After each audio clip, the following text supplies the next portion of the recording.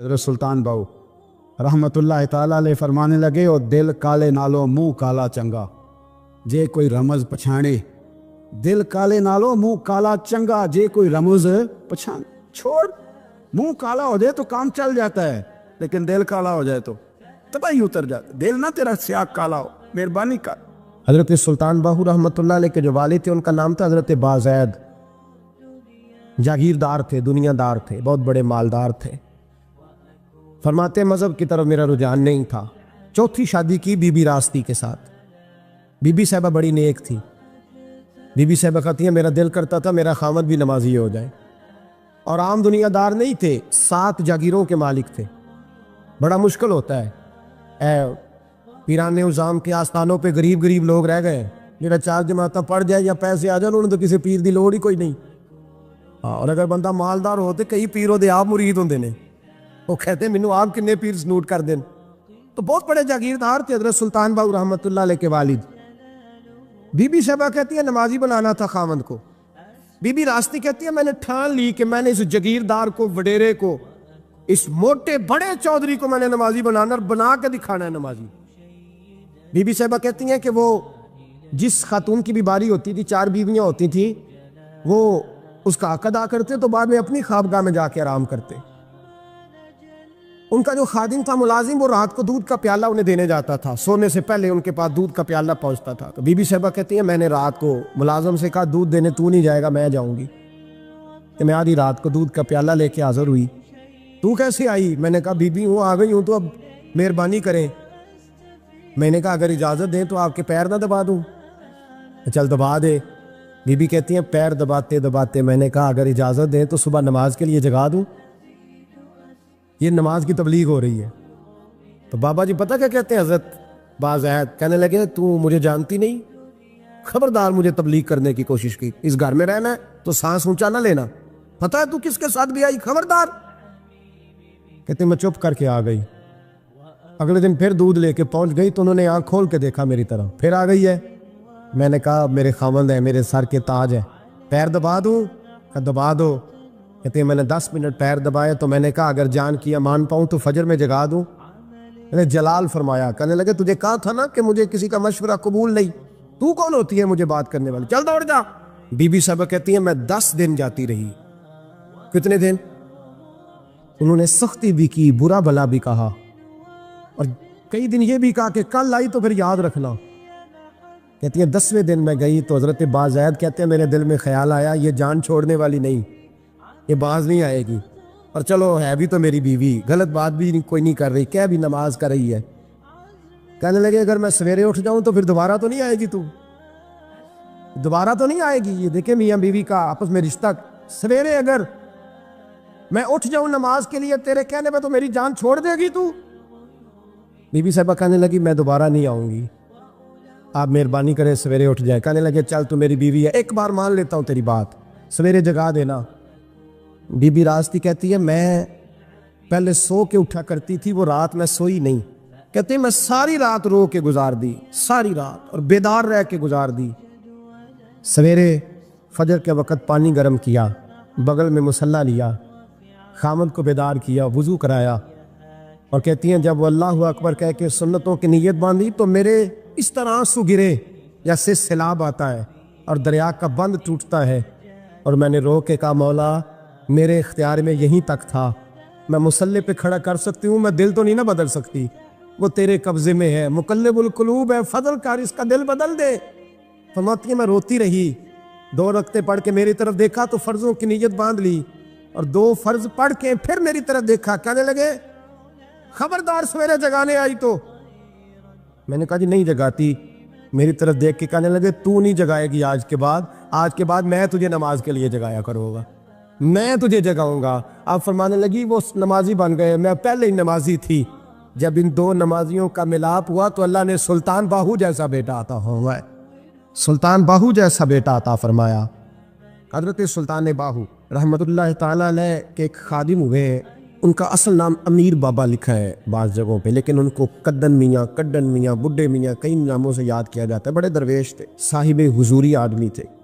اکثر لوگ دم درود کرانے آتے تھے ان کے پاس، بزرگوں کے پاس لوگ آتے ہیں اللہ کے بندے دعا کرتے ہیں تو اللہ خیر فرما دیتا ہے. آج کل کا زمانہ نہیں, اب تو دکانداری ہے نا, ٹوکن چلتے ہیں, تو اللہ تعالیٰ خیر کرے.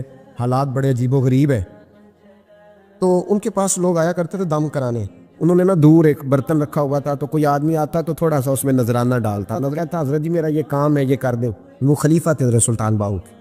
وہ گردن جھکاتے, تھوڑی دیر کے بعد سر اٹھاتے, کہتے تیرا کام ہو جائے گا. صحیح مسلم کی حدیث ہے, نبی پاک نے فرمایا رب اشغاز اکبر لو اقسم علی اللہ لا ابرا. اللہ کے کچھ بندے ایسے ہیں جو اللہ کو قسم بھی دے تو اللہ ان کی قسم پوری کر دیتا ہے.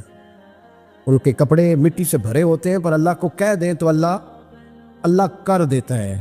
حضرت سلطان باہو کے وہ خلیفہ کہتے ہو جائے گا تو ہو جاتا. پھر کوئی بندہ آ کے کہتا جی نذرانہ ڈال دیا تو کام, گردن جھکاتے کہتے اپنے پیسے نکال کے لے جا, تیرا کام کوئی نہیں ہونا.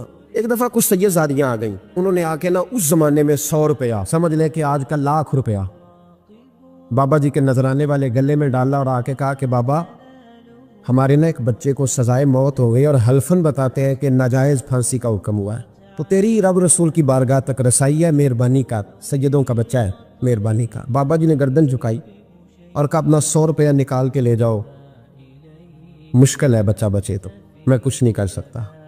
سید زادیاں تھی, روتی ہوئی لوٹ گئیں. بچے کی نانی زندہ تھی, ان کو جا کے بتایا تو وہ رونے لگ گئیں, کہنے لگی تمہیں بات نہیں کرنی آئی, اللہ کے بندے بڑے نرم دل ہوتے, تمہیں منانا نہیں آیا, ورنہ یہ ہو سکتا تھا. میں جاتی ہوں. وہ آئی, 100 روپیہ ڈالا اور بابا جی امیر صاحب کے پاس بیٹھ کے کہنے لگی بابا بات یہ ہے کہ ہم سید ہیں, ہے سارا ہمارے گھرانے کا, پر چلو آج تک رسائی تیری ہے, آج کل تیرے تعلقات مضبوط ہیں تو مہربانی کر, کوئی غلط بات نہیں, بچے کو پھانسی غلط ہو رہی, مہربانی کر. بابا کہنے لگا اماں میرے بس میں نہیں, میں بھی تو اللہ کا کمزور بندہ ہوں نا, مالک کا کمزور بندہ ہوں, کوئی ضروری نہیں, دعا پہ فضل ہوتا ہے, اگر اس کی مشیت ہو تو پھر بندہ کیا کر سکتا ہے. تو اماں یہ کام نہیں ہو سکتا. تو اماں رونے لگ گئی, کہنے لگی کوئی نہیں, میں قیامت کے دن حضور کی بارگاہ میں تیری شکایت کروں گی, میں کہوں گی کہ میں نے بتایا تھا میں سید ہوں, اس نے توجہ ہی نہیں کی, میرا کوئی خیال ہی نہیں کیا. بابا صاحب فرمانے لگے اماں پیسے نہ نکالنا, جا تیرا کام ہو جائے گا, جا تو ہو گیا تیرا مسئلہ حل, ہو جائے گا. وہ آپ پیسے رکھتے تھے تو سال کے بعد 6 مہینے کے بعد جا کے حضرت سلطان باہو کو دے کے آیا کرتے, وہ وہاں لنگر میں یا کسی جگہ خرچ کرتے. جس دن اس بچے کی پھانسی کا وقت تھا نا, تو وہ بابا جی حضرت سلطان باہو کے پاس چلے گئے. حضرت سلطان باہو کے مزار پہ جو دوست گئے ہیں یا میرے ساتھ گئے ہیں وہ جانتے ہیں کہ گڑھ موڑ سے یوں مڑتے ہیں, آگے دربار ہے, تو گڑھ موڑ پہ حضرت سلطان باہو ان کے استقبال, ان کو وہاں پتہ چل گیا کہ وہ آ رہا ہے. آئے دروازے گڑھ موڑ تک, مرید ساتھ تھے. حضرت سلطان باہو کہنے لگے یار تو نے اچھا نہیں کیا, اپنے خلیفے تو نے اچھا نہیں. کہنے لگے حضور چارہ کوئی نہیں تھا, سید زادیاں آ گئی تھیں, حضور کا خاندان تھا, میں کیا کرتا. مرید کہتے ہمیں سمجھ نہیں آ رہی کہ یہ کیا ہو رہا ہے. کہنے لگے مجبوری تھی, کیا کرتا, کدھر جاتا, حضور کا خاندان تھا. کہا تو نے اچھا نہیں, کہتے ہمیں نہیں سمجھ آ رہی کہ تو نے اچھا نہیں کیا. وہ کہتے ہیں حضور کا خاندان تھا, ہمیں اس کا معنی کیا ہے. کہتے تھوڑی دیر گزری, بچہ وہاں سے رہا ہو گیا, حضرت سلطان باہو کے خلیفہ کا انتقال ہو گیا, وہ وصال کر گئے, وصال ہو گئے. آپ نے جنازہ پڑھایا, دفن کیا, تو غلام کہنے لگے حضور یہ ماجرا کیا ہے. آپ فرمانے لگے اس نے اللہ کے حضور دعا کی تھی کہ مولا جناب اسرائیل نے اس دن کسی نہ کسی کی روح لے نہیں آنا ہے نا, تو میری لے جائے. اب سید زادیاں دروازے پہ آ گئی ہیں, تو سادات کو تو خالی نہیں نہ بھیجا جا سکتا, مصطفیٰ کا خاندان ہے, حضور میری روح لے جائی جائے اور اس سید زادے کو چھوڑ دیا جائے. فرمایا اس نے اللہ کے حضور قربانی دے کے وَفَدَيْنَاهُ بِذِبْحٍ عَظِيمٍ. حضرت سلطان صاحب کہنے لگے ایسا کیتی جان حوالے رب دے, ایسا عشق کمایا ہے, اسی مرن تو پہلو ہی مر گیا, باہو تا مطلب نو پایا. حبیب اجمی ایک بزرگ تھے, ان کے پاس ایک شخص اکثر آتا تھا, بڑا مالدار تھا, ایک ہی بیٹی تھی, وہ بھی ٹانگوں سے معذور تھی. تو آپ اکثر اس کو کہتے کہ تو توبہ کر, اللہ کی بارگاہ میں رجوع کر. ایک وقت ایسا آتا ہے کہ پھر انسان کا جب کوئی اپنا نہیں رہتا پھر اسے مصلی یاد آتا ہے, لیکن اگر مصلی کی عادت بچپن سے پڑ جائے نا تو پھر ذرا آسان ہوتا ہے اللہ سے دل لگانا. وہ اکثر آپ اس کو کہتے کہ ٹھیک ہو جائے, کہ تو بیٹی ہے, وہ بھی بیچاری معذور ہے, تو کہاں دولت لے جائے. آج کرتا ہوں, ہم تاریخیں دیتے رہتے ہیں نا اللہ تعالیٰ کو معاذ اللہ کہ رمضان سے میں نے نیک ہو جانا ہے, عمرہ کر کے آؤں گا تو پھر میں پکا نمازی ہوں. خدا کے بندو, کس نے تجھے بتایا ہے کہ رمضان تک تو زندہ رہے گا؟ کس نے خبر کی کہ عمرہ کرنے تک تو بچے گا؟ حضرت ابی بدوی اس کو کہتے تو کہتا بڑی جلدی ٹھیک ہو جاؤں گا. ایک دن سویرے سویرے توبہ کرنے آ گیا. آپ نے فرمایا کیا ہوا؟ تو کہنے لگا حضرت جی کل ایک 15 سال کا نوجوان ملا ہے اور مجھے توبہ کرا گیا. مزہ ہی اس عمر میں اللہ اللہ کرنے کا. نبی کریم سے محبت بھی کرنی ہو تو یہی عمر ہے. عشق لگا سی کھیڈاں کھیڈ دی نوں تے پھر مینوں کھیڈاں بھُل گئیاں. کجل پایا سی میں یار دے ویکھنے نوں پھر او دی یاد وچ روندیاں ہی رول گئیاں. حیدر شاہ اس گلی کدے نہ رول دی پر ہن تے رول گئی گا. جن لوگوں نے ابو جہل کو قتل کیا تھا ان کی عمریں بھی 15 سال. ہم تو بڑے نہیں نہ ہوتے ساری زندگی، نہ ہمیں کو بڑا ہونے دیتا ہے. ہم بڑے ہی نہیں ہوتے. یہ تو عمر ہے کچھ کر گزرنے. 15 سال کا نوجوان توبہ کرا گیا. تو حضرت ابی بجمی کہنے لگے وہ کیسے؟ کہنے لگا حضرت جی میں کل منڈی گیا تھا، مجھے کچھ سامان خریدنا تھا تو بغداد کے بازار سے میں نے مچھلی خرید لی 10 کلو. باقی بھی سامان تب خود لے جا نہیں سکتا تھا. تو مزدور آپ کو پتہ ہے بیچارے آج بھی سڑکوں پہ بیٹھے. تو مزدور بیٹھے تھے تو ان میں ایک نوجوان 14-15 سال کا، چہرے پہ بڑی روشنی. میں نے اس کو کہا بیٹے مزدوری کرو گے؟ کہنے لگا حضور مزدوری بھی کرتا ہوں، پڑھائی بھی کرتا ہوں، اور جو اللہ کو منظور ہو اس کی عبادت بھی کرتا ہوں. میں نے اسے کہا کہ یہ میرا سامان ہے فلان جگہ پہنچانا، کیا لوگے؟ کہنے لگا 3 دینار مزدوری. سودا طے ہو گیا. اس نے سامان اٹھا لیا. کہتے ہیں رستے میں ظہر کا وقت ہو گیا. کہنے لگا چچا اگر اجازت ہو تو نماز پڑھ لوں. 15 سال کا تھا. کہتے میں رکھ کے نا وہاں سامان تو پھٹے پہ بیٹھ گیا اور نماز پڑھنے چلا گیا. باقی لوگ دیر سے آئے، وہ بچہ جلدی آ گیا. میں نے کہا بیٹے آپ جلدی آ گئے؟ کہنے لگے نفل چھوڑ دیے. اب یہی نہ سمجھ لے کہ کام چور ہے، میں بعد میں پڑھ لوں گا. کہتے ہیں وہ دوپہر کا وقت، رمضان بھی نہیں تھا. میں اس بچے کو نوجوان گھر لے گیا اور میں نے اپنی بیوی سے کہا کہ بڑا نیک ہے، نمازی ہے. اور راستے میں یہ بھی ہوا ہے کہ میں نے اسے ایک دفعہ کہا ہے کہ یہ مجھے تھوڑی دیر کے لیے دے دو، گرمی بڑی ہے، تمہیں پسینہ آ رہا ہے، میں اٹھا لیتا ہوں. کہنے لگا نہیں چچا میں رزق حلال کھاتا ہوں، اگر آپ اٹھائیں گے تو میں 3 دینار مزدوری پوری نہیں لوں گا، میں پیسے کم کروں گا. میں نے طے کیا ہے کہ اٹھاؤں گا. تو کہتے ہیں میں نے اپنی بیوی کو بتایا تو بڑی متاثر ہوئی. کہنے لگی دوپہر کا کھانا پک گیا، اسے کو روٹی کھا لے. رمضان بھی نہیں تھا. کہتے میں باہر نکلا، اس کو 3 دینار تھمائے. تو میں نے کہا بیٹے ایک بات میری مانو گے؟ کہنے لگا بتائیے. میں نے کہا کھانا پکائے کھا لو. کہنے لگا میں معافی چاہتا ہوں، میں نے روزہ رکھا ہوا ہے. حضور نے حکم دیا، حکم نبی کریم نے حکم دیا. بخاری مسلم کی حدیث ہے. فرمایا نوجوانوں اگر تمہارے پاس طاقت ہے تو نکاح کر لو ورنہ روزے رکھو. حکم دیا، یا نکاح اور یا روزے، یہ سرکار کا حکم ہے. بھائی نفلی روزہ نفس کی قوتوں کو کچلتا ہے، انسان میں نورانیت اور روحانیت لاتا ہے. کہتے وہ کہنے لگا میں نے روزہ رکھا ہے. میں اور متاثر ہو گیا. میں نے کہا اب کیا کرو گے؟ کہیں اور جانا ہے؟ کہنے لگا نہیں، میں جس دن 3 دینار کما لیتا ہوں پھر میں مزید لالچ نہیں کرتا. باقی وقت یا قرآن مجید پڑھتا رہتا ہوں یا نبی پاک پہ درود شریف پڑھتا رہتا ہوں. ہم بتائیں تو میں نے کہا کہ افطار میرے ساتھ کر لو. کہتے ہیں میں اسے مسجد چھوڑ آیا اور خود میں لوٹ آیا. افطار کے بعد میں اسے لایا، کھانا کھلایا، عشاء پڑھی. اس کا گھر دور تھا، میں نے ڈرائنگ روم کھول دیا، بیٹھک کھول دی، وہیں وہ سو گیا. میری 20 سال کی معذور بچی کبھی چل نہیں سکتی تھی. کوئی طبیب کوئی حکیم میں نے چھوڑا نہیں تھا اس کو دکھایا نہ ہو. ایک ہی بیٹی، وہ بھی معذور پیدائشی. اس کے کمرے میں گئے، میاں بیوی اسے کھانا کھلا اور بتایا بیٹے ایک نوجوان ہے، بڑا نیک ہے ہمارے گھر میں، آج بڑا پرہیزگار. پتہ ہے حضور نے کیا فرمایا؟ نبی کریم فرماتے ہیں جب نوجوان اٹھ کے تہجد پڑھتا ہے نا نوجوان، تو اللہ فرشتوں کے سامنے اس نوجوان پر فخر فرماتا ہے. اللہ فخر کرتا ہے کہ عمر دیکھو اور دیکھو یہ میری بارگاہ. اللہ فخر کرتا ہے، اللہ یعنی خدا خود میرے مجلس بود، اللہ فخر کرتا ہے. اب سوچے کون نے اپنی بیٹی کو بتایا کہ نوجوان ہے اور بڑا نیک ہے. تو کہتے ہیں وہ کھانا کھلا کے ہم واپس آ گئے. آدھی رات کا وقت ہوا تو دروازے پہ دستک ہوئی. بچی اپنے کمرے میں سو رہی تھی، ہم اپنے کمرے میں، وہ بیٹھک میں. گھبراہٹ اٹھی کہ اس وقت کون ہے دروازے پہ؟ تو بیٹی کہنے لگی ابا دروازہ تو کھولنا. کہتے ہیں دروازہ کھولا تو 20 سال ہو گئے تھے بیٹی کو، کبھی اس نے چل کے نہیں دکھایا تھا، کبھی دوڑ کے ادھر جاتی کبھی ادھر آتی. کہتی الحمدللہ اللہ نے میری ٹانگیں ٹھیک کر دی. ہم تو انہیں رونے لگے، اے اللہ تو کتنا کریم ہے، کیسے ہوا بیٹے سارا کچھ؟ بیٹی کہنے لگی ابا آپ نے کہا تھا نا کہ نیک نوجوان آیا ہے، تو میرے دل میں خیال آیا اللہ اگر واقعی نیک ہے تو اس کے صدقے مجھے شفا ہی دے دے. یا ایھا الذین آمنوا اتقوا اللہ وابتغوا الیہ الوسیلہ. تو کہنے لگی ابھی میری دعا بھی پوری نہیں ہوئی تو رب کریم نے فضل کیا ہے اور مجھے شفا عطا کر دی. کہتے ہم دوڑ کے اس کے کمرے میں گئے اور جب ہم نے ہاتھ رکھا تو دروازہ پہلے سے کھلا تھا. ایک خط چھوڑ گیا تھا آج کل کے پیر کی کرامت ہوتی تو فیس بک پہ دے دیتا, باقیوں کو بھی ذرا پتہ چلے. کہتے ہیں وہ خط چھوڑ گیا اپنے بستر پہ کہ اگر تم لوگوں کو مجھ سے محبت ہو گئی ہے تو میرے پیچھے نہ دوڑنا, اس رب کی بارگاہ میں جھکنا جس رب نے میرے اوپر بھی فضل فرمایا ہے اور آپ پر بھی کرم فرمایا. میرے نوجوان دوستو, سلطان محمود غزنوی کے زمانے میں نا چوریاں بڑی ہونے لگی, بڑی چوری, روز چور آ جاتے, سارا علاقہ پریشان ہے. چور تھے 4, جس گھر میں بھی آتے پیروں کے نشان ملتے 4 لوگوں کے.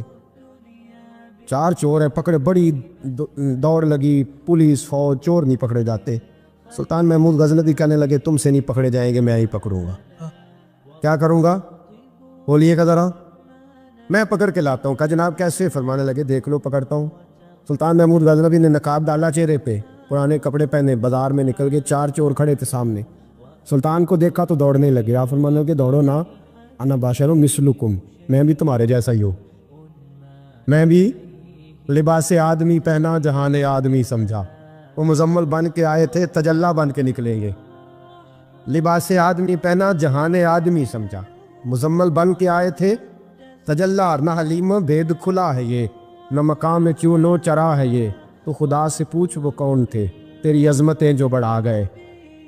سلطان کہنے لگے نا باشر مثلکم, نہ ڈرو میں تمہاری طرح کا ہی ہوں. ان بیوقوفوں نے سمجھا شاید چور ہے. کہا نا میں تمہاری طرح کا ہوں. انہوں نے کیا سمجھا, شاید لباس آدمی پہنا جہان آدمی, شاید چور ہے. انہوں نے کہا چلو جی طاقت آد ہو گئے. پہلے 4 تھے, اب بیٹھ گئے, بات چیت ہونے لگی. سلطان کہنے لگے یار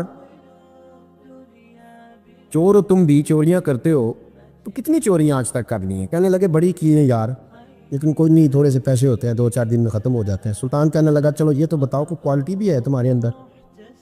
ایک شخص کہنے لگا جی میرے اندر کوالٹی ہے, جانور بولے تو اس کی بولی سن کے بتا دیتا ہوں کہ یہ کیا کہہ رہا.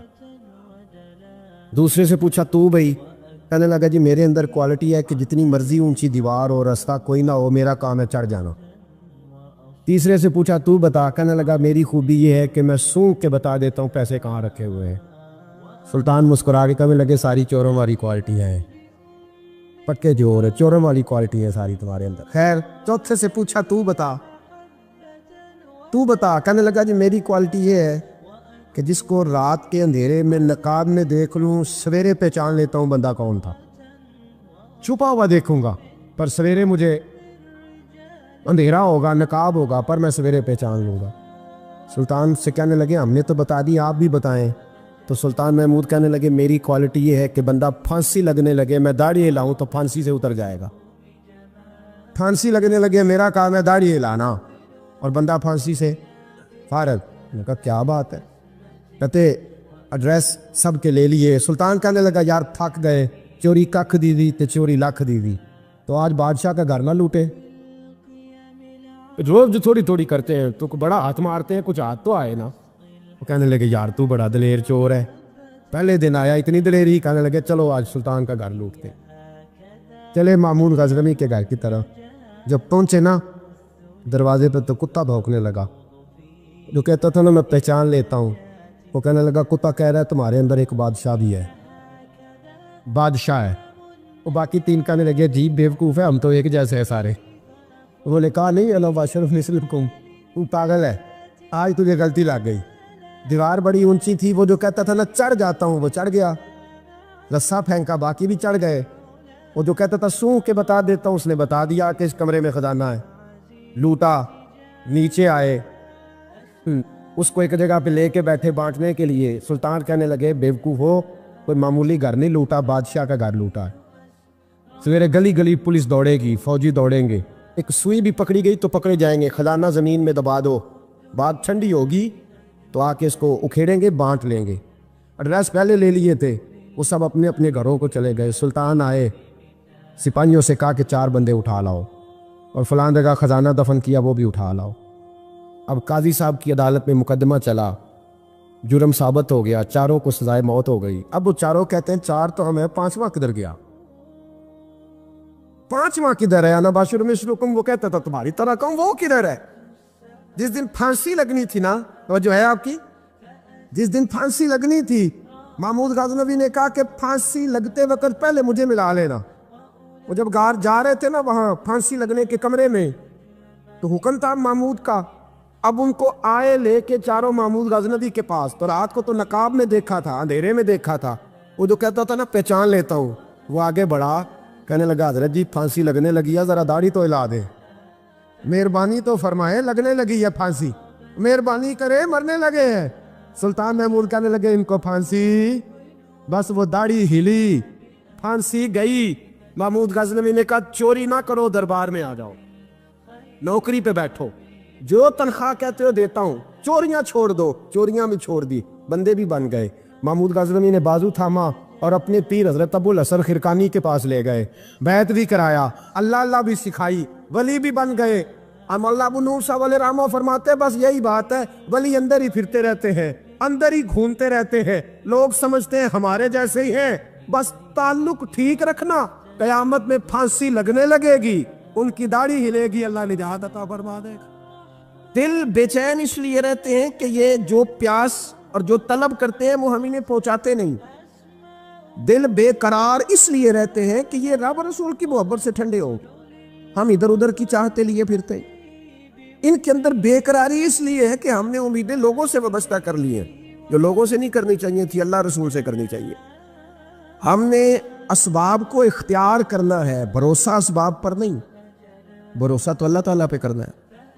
تو جب تک دیکھیں نا قرآن مجید نے کیا کہا، قرآن مجید نے کہا والذین آمنوا اشد حبا للہ، فرمایا وہ لوگ جو ایمان لے آئے وہ اپنے رب سے شدید محبت کرتے، اپنے رب سے پیار کرتے ہیں، ان کے سجدے بوجھ نہیں، ان کے سجدے تو لذت ہے، انہیں نماز کے لیے لانا نہیں پڑتا، جبر نہیں کرنا پڑتا، ان کے تو دل کھچے چلے آتے ہیں، ان کو تو پیار ہو گیا، رات ساری بیت گئی اور ایک سجدہ بھی مکمل نہ ہوا۔ وہ تو مال چونکہ اللہ نے دیا ہے تو راہ خدا میں خرچ کرتے وقت ان کی طبیعت کسی قسم کا تکلف نہیں محسوس کرتی، کوئی بوجھ نہیں محسوس کرتی، کیونکہ وہ ہر چیز سے بڑھ کر اللہ رسول سے پیار کرتے ہیں، تو یہ چیزیں ان کے سامنے کبھی بھی رکاوٹ نہیں بنتی۔ اور دل میں سب سے زیادہ محبت اللہ کی، اور جہاں تک تعلق ہے میرے رسول پاک کا، اللہ کریم نے فرمایا النبی اولی بالمؤمنین من انفسہم، فرمایا یہ جو نبی ہے نا یہ تم مومنوں سے ان کی جانوں سے بھی زیادہ قریب ہے۔ تو ہر وقت دل کی دھڑکنوں میں، روح کی ٹھنڈک میں، قلب میں، دل میں، روح میں، ذہن میں جو چیز ہر وقت سمائی ہے نا مومنوں کے، وہ رسول پاک کی ذات ہے۔ اگر رات ساری بندہ یہی سوچتا رہے کہ سویرے یار کس طرح کام چلانا ہے، پیسے کیسے آئیں گے، جو میرے پاس 2 لاکھ ہے اسے 6 کیسے کرنا ہے، اور یہ 6 ہے یہ 12 کیسے ہو سکتا ہے، اور جناب یہ دنیا میری کیسے آگے بڑھ سکتی ہے، اور یہ جو پلاٹ پڑا ہے نا میرے گھر کے بالکل سامنے کیسے کچھ چکر چلے کہ میرا ہو جائے، گاڑی ہے ذرا چھوٹے ٹائروں والی بڑے ٹائروں والی کیسے آ سکتی ہے۔ اگر 24 گھنٹے منصوبہ بندی دنیا حاصل کرنے سے دین منع تھوڑا کرتا ہے، حضور نے تو فرمایا محنت کر کے کمائی کرنے والا اللہ کا دوست ہے، منع نہیں ہے، لیکن ہر وقت اسی گنتی میں رہنا، اسی کے شمار میں رہنا، الجھ جانا، اور جو اصل چیز تھی اس کو چھوڑ جانا۔ ہم نا نیکی کرتے ہیں، مومن ہوتے ہیں، لیکن اس کی لذت نہیں پاتے۔ یعنی اگر نماز پڑھ کے بھی بندہ قرار نہ حاصل کرے، اگر وہ خیرات کر کے بھی اس کی ٹھنڈک نہ محسوس کرے، مسجد آ کے محفل کرا کے محفل میں بیٹھ کے پھر بھی اس سے کوئی روحانیت نہ پا سکے، اس نے 20 علماء سنے، اس نے درجنوں خطباء سنے، اس نے ساری زندگی گزار دی، لیکن اس کے دل کی کیفیت ہی نہ بدلی، وہ لذت خاص ہی اسے نصیب نہ ہو، تو پھر اسے سوچنا چاہیے نا کہ دل میں نا اللہ تعالیٰ نے نا ہر چیز 2 بنائی ہے، ہونٹ 2، آنکھیں 2، کان 2، ہاتھ 2، پیر، دل اللہ نے ایک ہی بنایا۔ یہ نہیں ہو سکتا کہ چلو ایک طرف مجھے رکھ لو ایک طرف کسی اور کو رکھ لو، دل ہی ایک بنایا ہے۔ وہ کہتا ہے بس دل ایک ہے تو رب رسول ہی رہیں گے، اس میں ادھر ادھر کی چاہتے نہ لے آنا، جب تک دل کے اندر پوری طور پر اللہ رسول کی، بخاری مسلم میں حدیث ہے، نبی پاک علیہ الصلوۃ والسلام نے فرمایا اگر تم چاہتے ہو نا تمہیں ایمان کی لذت نصیب ہو، آپ زیادہ غور کریں میری بات پر، ایک ہے کھانا، ایک ہے مزیدار کھانا، ایک ہے مومن ہونا اور ایک ہے مومن ہونے کا مزہ آنا۔ लज्जत नसीब होना कि मैं साहिब ईमान हूं।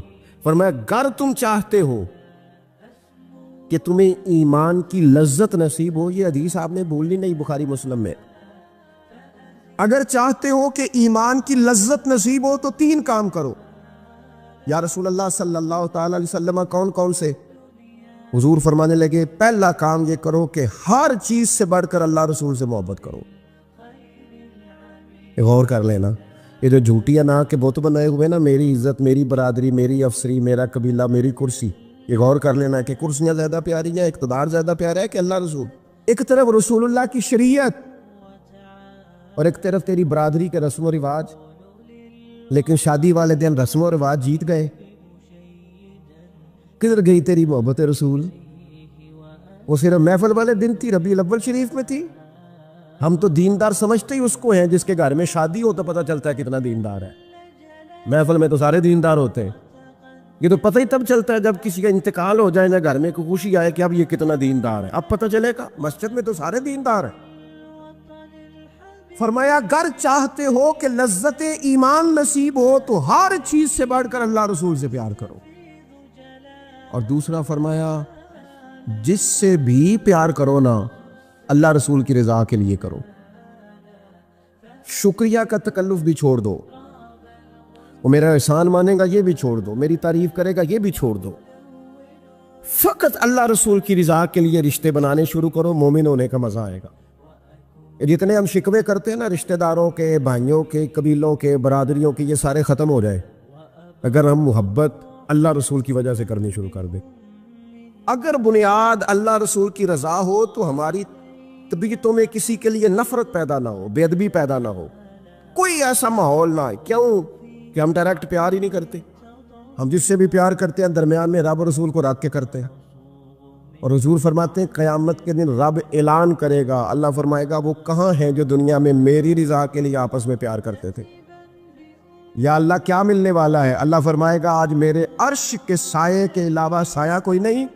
जो दुनिया में मेरी रज़ा के लिए आपस में प्यार करते थे उन्हें आज मैं अपने अर्श का साया अता करूंगा। तो अगर ईमान की लज्जत चाहते हो, एक तो हर चीज से बढ़ के अल्लाह रसूल से प्यार करें, एक जिससे भी प्यार करें अल्लाह रसूल के लिए करें। और दूसरा फरमाया मोमिन होने के बाद, कलमा नसीब होने के बाद, ईमानदार होने के बाद कुफर की तरफ जाना इतना नापसंद करें, इतना नापसंद करें जितना कोई आग में जाना नापसंद करता है, इतना नापसंद करें।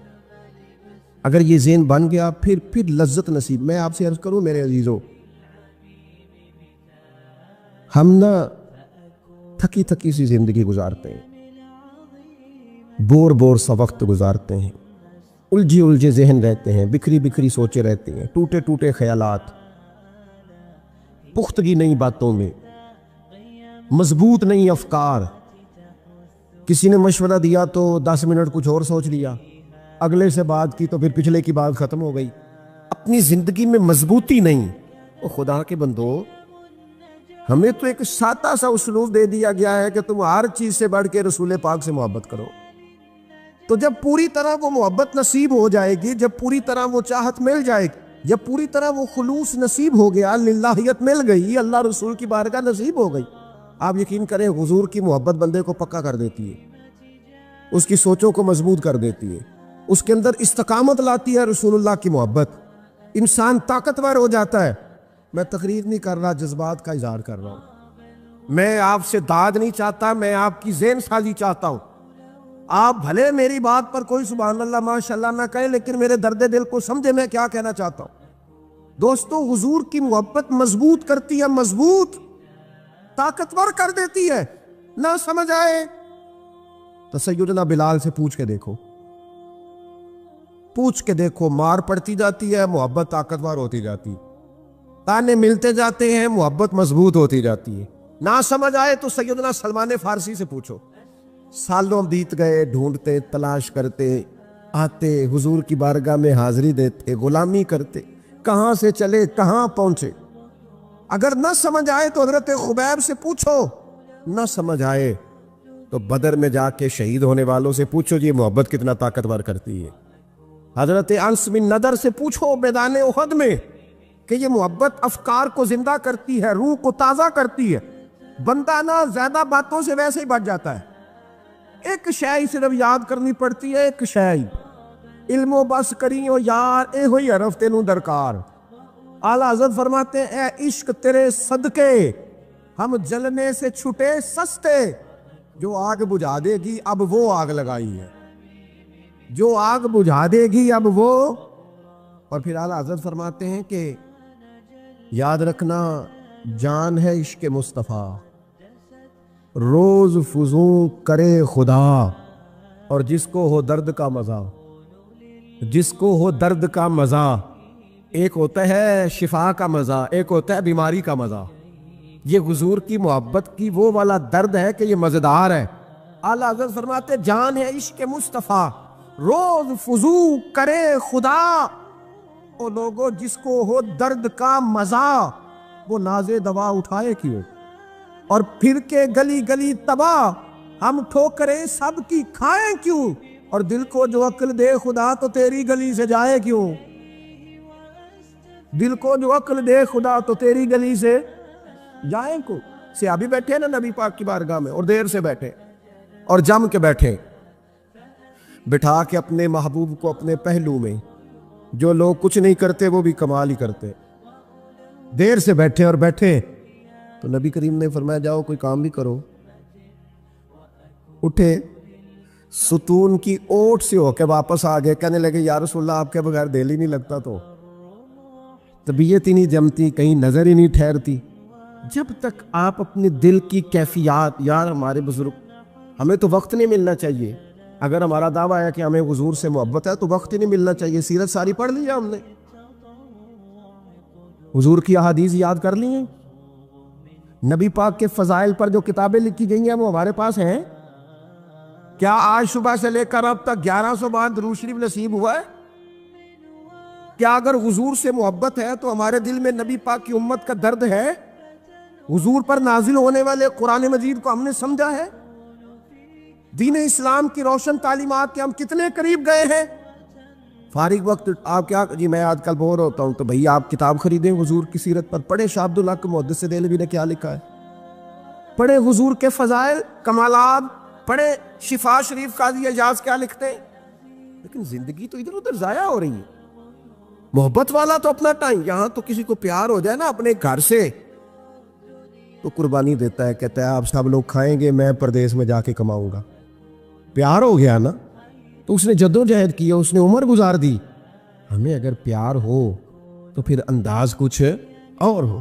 تھوڑا سا نا اپنی قلبی واردات پر توجہ دیں، اپنے دل سے پوچھیں. ایک تسبیح رکھ لیں ہاتھ میں، جس طرح موبائل ہو نا بندے کے پاس تو چین نہیں نہ لینے دیتا، جس طرح موبائل ہاتھ میں ہو تو چلتا رہتا ہے نا، انشاءاللہ تسبیح بھی ہاتھ میں ہوگی تو درود پاک چلتا رہے گا.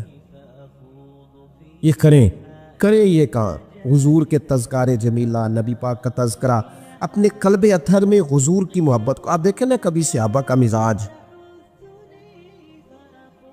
ایک ہوتا ہے بڑے مشورے کرنا اور ایک ہوتا ہے زندگی میں نا ایک حرف یاد کر لینا. صحابہ نے نا ایک سبق یاد کیا تھا کہ جو حضور کہہ دیں گے نا، یہ بڑا مختصر، بڑا جامع، بڑا مزیدار اور سارے پہلوؤں کو اکٹھا کرنے والا سبق ہے. جو کریم کہہ دیں گے نا، لمبی چوڑی دوڑ ہی نہیں، جو حضور فرما دیں گے. حضرت صدیق اکبر سے پوچھا آپ کو پسند کیا ہے؟ کہنے لگے حضور آپ کو دیکھتے رہنا، میرا دل کرتا ہے میری بیٹی گھر میں خدمت کرے. حضور میرا دل کرتا ہے اللہ مجھے مال دیتا رہے، میں آپ کے قدموں پہ قربان کرتا رہوں. سانو تے قید سجن دا گہنا ہے، وہ جینجے رکھے ایسا اونج رہنا ہے. ہم نے نہ طے کر لیا ہے، ہم نے ادھر ادھر ایک مختصر سے سبق یاد کر لیا. آپ یاد رکھیں ہمارے پاس کوئی نہ کوئی لذت ہے، کسی نہ کسی چیز کے پیچھے دوڑ رہے ہیں. ہر بندہ دوڑ رہا ہے، کچھ مان کے دوڑتے ہیں، کچھ نہ مان کے دوڑتے ہیں، لیکن دوڑ لگی ہوئی ہے. آپ یقین کریں میں ایسے لوگوں کو بھی جانتا ہوں جو ڈھونڈ کے محفل میں جاتے ہیں. آج میں نے اپنے نبی کی نعت سنی ہے. میں ایسے لوگوں کو بھی جانتا ہوں جن کو کتاب مل جائے نا، ٹائٹل پہ لکھا ہو حضور کا تذکرہ، دوڑ کے خرید لیتے ہیں. میں نے دیکھا ہے کہ حضور کے میلاد پاک میں وہ یوں خرچ کرتے ہیں کہ جیسے بس پوری کیفیت طاری ہو گئی. نبی پاک کی نسبت جہاں نظر آئی، حضور کے اصحاب کی بات آئی یا اولاد کی بات آئی. امت کے اولیاء کی بات آئی یا علماء کی بات آئی، دین کے طلباء جو مدرسوں میں پڑھتے ہیں ان کی بات، جہاں جہاں ذکر آیا ہم نے نہ کبھی قطرے پہ غور کیا اور نہ دریا دیکھا، بس جہاں تیری جھلک دیکھی وہیں ڈوب گئے۔ اپنے دل میں اس محبت کو پیدا کریں۔ میں آپ سے عرض کروں، اولادیں بھی پریشان ہیں ہماری، ہم نے بچوں کو پیسے دیے ہیں، ٹائم نہیں دیا، ہم نے بچوں کو گھر دیا ہے، خاندانی ماحول نہیں دیا۔ اب شکوہ صرف بچے سے نہیں کہ وہ موبائل پہ ہے، ابا بھی تو موبائل پہ ہی ہے نا، وہ بھی تو نہیں نا چھوڑ رہا۔ بچے جو چھوٹے موٹے سوالات اپنے ماں باپ سے پوچھتے تھے تو ایک خاندانی روایات، ان کا حسن منتقل ہوتا تھا، وہ اب رخصت ہو رہا ہے۔ بچے اپنے گھروں میں، آپ کو پتہ ہے یہ صحابہ کی اولادیں کیوں جان قربان کرتی تھی نبی پاک پہ؟ انہوں نے گھر میں جو دیکھا تھا نا اپنے ماں باپ کو کرتے، تو وہ تیار تھے، ایک سے ایک بڑھ کر تھا۔ حضرت عمر بن جموح جنگ میں آئے تو چاروں بیٹوں سمیت آئے، اولادیں ساتھ آئیں ان کی، کیوں؟ انہوں نے اپنے بچوں کو وقت دیا، ٹائم دیا، ان کی تربیت کی۔ دیکھیں، ایک ہے میں تقریر کروں، تقریر سے بھی بچے سیکھیں گے، ایک ہے کہ جو ان کا باپ کرتا ہے۔ میں اکثر ایک مثال دیتا ہوں، میں کہتا ہوں کہ کئی دفعہ گھر میں نا اماں کہتی پتر چپ کر جا، تیرا ابا آج کل پریشان ہے، ناراض ہو جائے گا، چپ کر، ابھی بات نہ کرنا، کاروباری ٹینشن چل رہی ہے، ہوتا ہے کہ نہیں؟ پتر آج نہ بات کرنا، آج تیرے ابا جی کا موڈ نہیں ٹھیک، ہوتا ہے نا؟ تو کبھی کبھی یوں بھی ہونا کہ ابا بستر میں رو پڑے تو پتر اٹھ کے جا کے پوچھے اماں جی خیر ہے، تو اماں بھی رو پڑے، اماں بتاؤ تو صحیح ہوا کیا؟ تو اماں کے پتر تمہارے باپ کو نا حضور کا مدینہ یاد آ رہا ہے۔ آپ یقین کریں، یہ رنگ اولاد پہ وہ رنگ چڑھائے گا، یہ انداز وہ انداز سکھائے گا۔ ابا پیسوں کے لیے تو روز روتا ہے، زمینوں جائیدادوں کے لیے روتا ہے، میرا کاروبار نہیں چلتا روتا ہے، کاش یہ کبھی حضور کی محبت میں روئے، یہ کبھی اس درد سے تڑپے، کبھی اس کی وہ کیفیت بنے، تو بچے کو کہنا نہیں پڑے گا۔ اپنوں کے تو آنسو دیکھ کے بندے کے آنسو آ جاتے ہیں۔